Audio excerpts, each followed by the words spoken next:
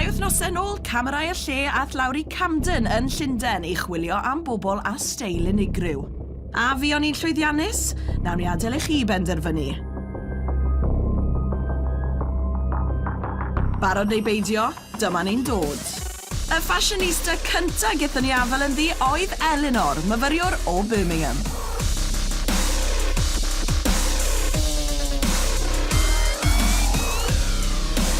Yn ôl Elinor, pan mae'n dod I Llundain, mae'n hoffi arbrofi mwy gyda'i STEIL, yn cymeryd ysbrydoliaeth gan ei thad, oedd yn mod go iawn yn ei ddydd, medde hi, yn ogystal â celebs fel Ellie Goulding.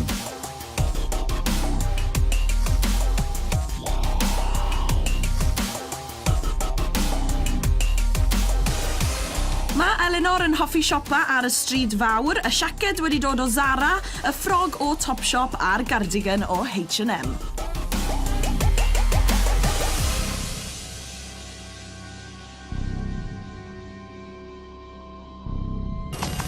Nesa, yn cuddio ger y bont roedd Lori, sy'n gobeithio wneud I fel actor ar ôl cael rhan fel claf yn Casualty.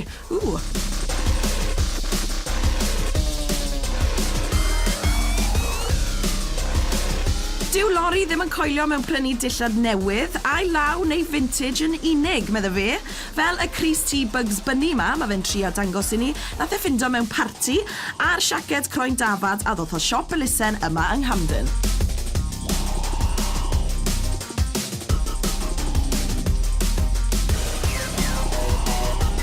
Fel y gwelwch chi, mae Lori wedi meistroli'r edrychiad macho a'r smiles, felly potensial fel model os na weithydd yr actio mas.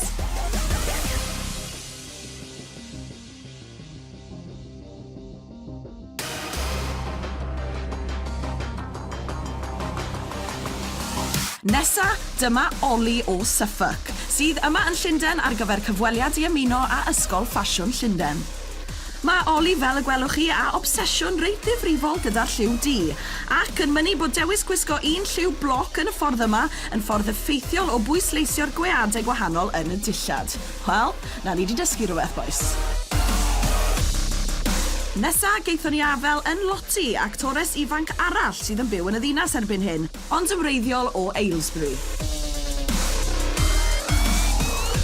Mae Loti'n siopa'n bennaf mewn siopau vintage yn y ddinas, yn enwi What Goes Around Comes Around yn Camden fel lle arbennig I ffeindio dillad o'r 50au.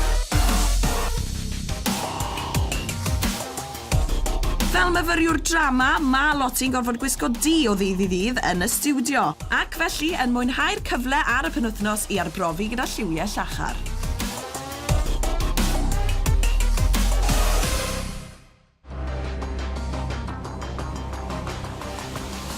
Ac yn ola, dyma Sheldon, cerddor K-pop o Essex, sy'n sefyll am Korean pop gyda llaw.